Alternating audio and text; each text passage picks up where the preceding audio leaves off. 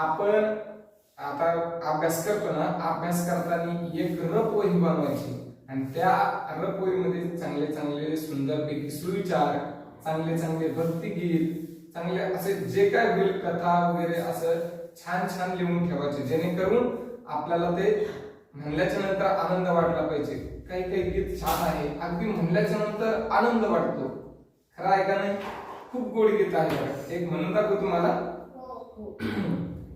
विठू माऊली तू माऊली जगाची, विठू माऊली तू माऊली जगाची, माऊलीत मूर्ती विठ्ठलाची, विठ्ठला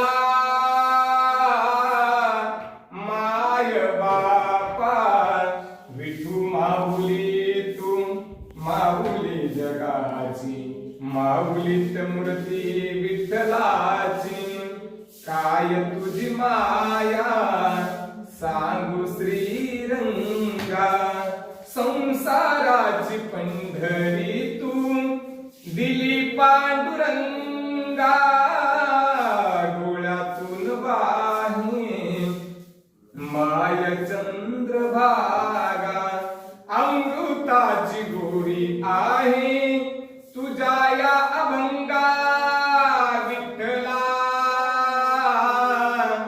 माय बापा, विठू माऊली तू माऊली जगाची, माऊलीत मूर्ती विठ्ठलाची, पांडुरंग पांडुरंग जय जय बोला पांडुरंग, पांडुरंग पांडुरंग जय जय बोला पांडुरंग.